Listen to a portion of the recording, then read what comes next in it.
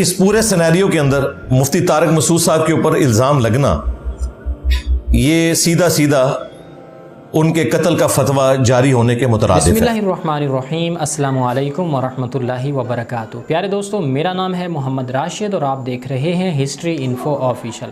مفتی طارق مسعود صاحب حافظ اللہ تعالیٰ کے متعلق فیس بک، ٹک ٹاک، انسٹاگرام، یوٹیوب وغیرہ پر دھڑا دھڑ ویڈیوز آ رہی ہیں۔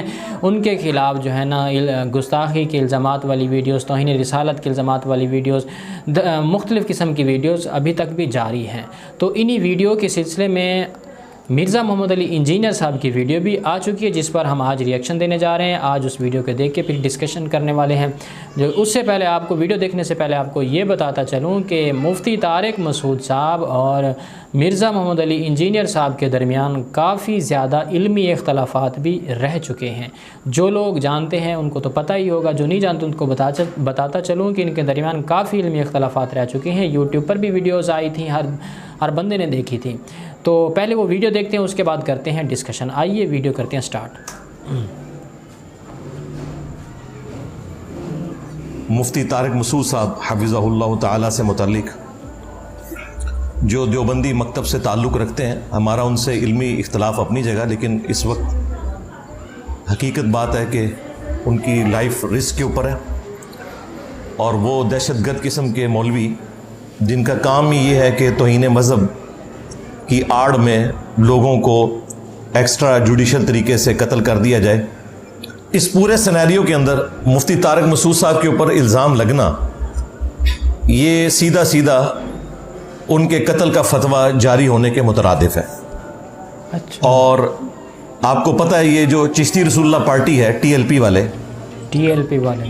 جن کے دھرنے صرف قادیانیوں کے خلاف ہیں، چشتی رسول اللہ والی کتابیں وہیں سے پرنٹ ہوتی ہیں جہاں سے وہ لاہور سے دھرنا لے کے نکلتے ہیں، لیکن کبھی ان کی دکانوں کے باہر آپ کو یہ دھرنا دیتے ہوئے نظر نہیں آئیں گے، کیونکہ یہ ان کے گھر کی بات ہے۔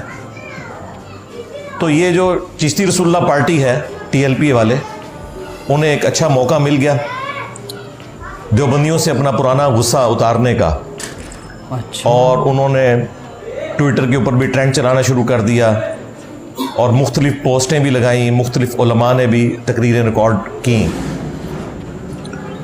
اب وہ خطرناک بات بھی آپ یاد رکھیے گا کہ ان کے نزدیک تو توبہ قبول ہی نہیں ہے جب تک کہ بندے کو مار نہ دیا جائے۔ تو یہ توبہ یا رجوع ریکارڈ کروانا یہ ان مسلمانوں کے لیے جو قرآن و سنت کے ماننے والے ہیں۔ جو بابوں کے ماننے والے ہیں وہ تو اپنے مولویوں کے اور بابوں کے پیچھے چلتے ہیں، سیدھی سی بات ہے۔ اس لیے میں تو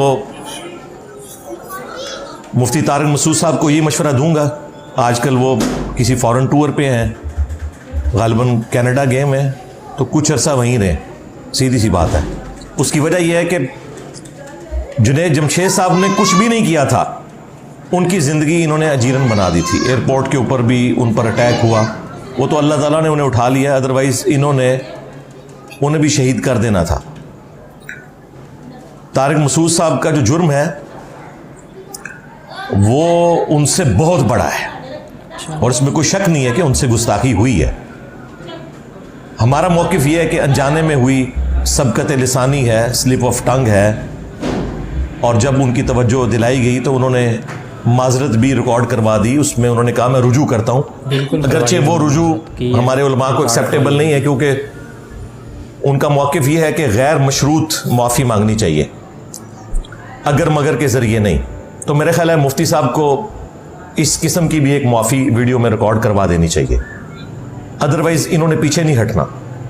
ویسے تو چانس ہے کہ ابھی بھی پیچھے نہ ہٹیں، لیکن جب ان کی منہ بولی آپ خواہش پوری کر دیں گے تو پھر ان کے پاس کوئی اخلاقی جواز نہیں رہے گا۔ بہرحال اب پوری زندگی ان کی اس اعتبار سے تو ونریبل ہے، کیونکہ جو لوگ دہشت گرد مولویوں کے تربیت یافتہ ہیں وہ تو ان کی طاق میں رہیں گے، کیونکہ انہوں نے جنت میں پہنچنے کے لیے آسان ذریعہ اسی کو بنانا ہے، اور کوئی نیکی کا کام انہوں نے کیا یا نہیں کیا، اپنے زوم میں انہوں نے یہ نیکی کا کام کر کے جنت کمانی ہے۔ تو طارق مسعود صاحب کے لیے میری ریکویسٹ یہی ہے کہ ایک تو 2-3 مہینے کے لیے بھی جہاں ہیں دوسرے ملک میں وہیں رہیں، نمبر 2 غیر مشروط معافی کی ایک ویڈیو اپلوڈ کریں، کیونکہ ان کے اپنے مکتب فکر کے بھی بڑے بڑے علماء انہیں کنڈیم کر رہے ہیں، اتنے سخت انداز میں نہیں، لیکن بہرحال انہوں نے یہ مانا ہے کہ یہ گستاخی ہوئی ہے۔ رہے بریلوی حضرات تو وہ تو موقع کی تلاش میں تھے، اور میں پرسنلی کافی زیادہ فکر مند ہوں اس حوالے سے۔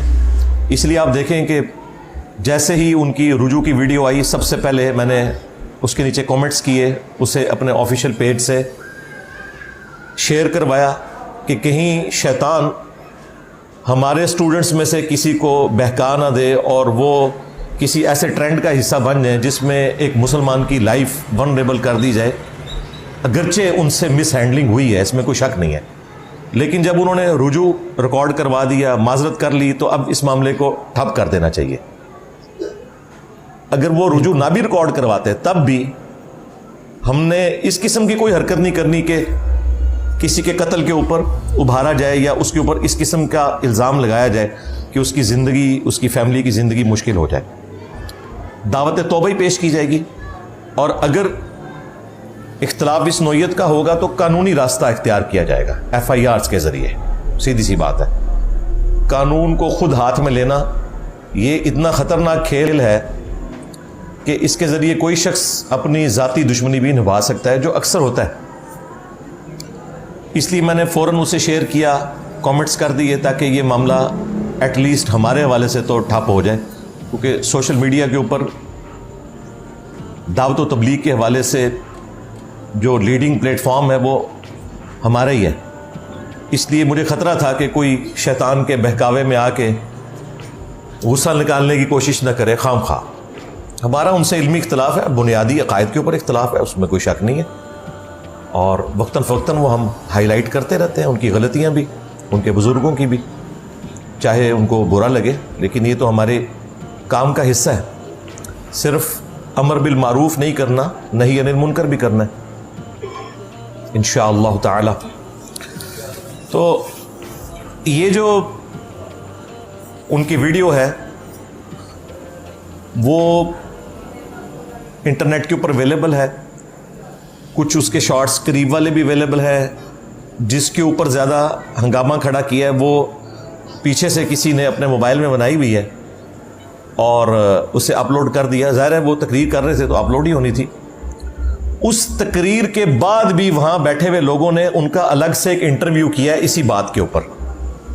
وہاں بیٹھے ہوئے لوگوں کو یہ بات سمجھ آ گئی تھی کہ ان سے مسئلہ مس ہینڈل ہو گیا۔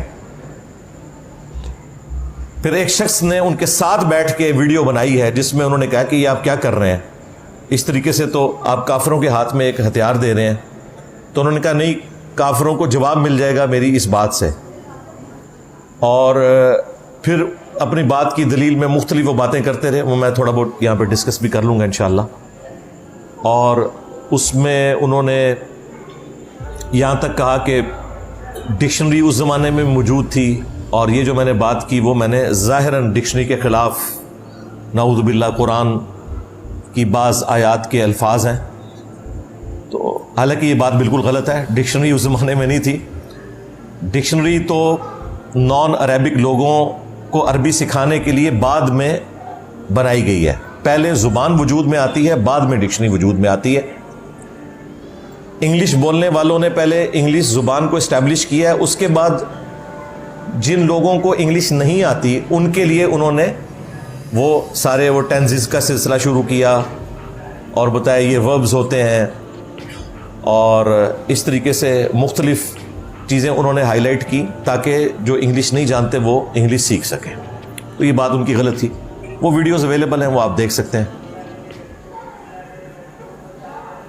جی تو دوستو آپ نے ویڈیو دیکھی، بظاہر تو مرزا محمد علی انجینئر صاحب مفتی صاحب کو مشورہ دے رہے ہیں، اور یہ بھی جو ہے نا باور کروا رہے ہیں کہ فلاں کو موقع مل گیا TLP کو یا اس طرح، اور فلاں یہ کر سکتا ہے۔ دوسرا جو ہے نا FIR کا بھی جو ہے نا انہوں نے بتایا ہے کہ جو بھی ہوگا وہ FIR کے تھرو، قانون کے تھرو ہوگا۔ دوسرا یہ بھی اشارہ دیا ہے کہ جو ہے نا ان کو زندگی بھر کے لیے یہ رسک ہے، ان کے لیے خطرہ ہے کہ جو دہشت گرد مولوی ہیں ان کے جو پیروکار ہیں وہ ان کی طاق میں رہیں گے۔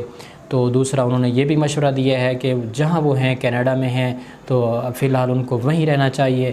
یار مفتی صاحب یقیناً بہت اچھے آدمی ہیں، انہوں نے ساری زندگی دین کے اندر گزاری ہے، دعوت و تبلیغ کر رہے ہیں، اور جو ہے نا ان سے اگر گستاخی ہو گئی تو اس کے بارے میں وہ آلریڈی رجوع بھی کر چکے ہیں، توبہ بھی کر چکے ہیں، معذرت بھی کر چکے ہیں۔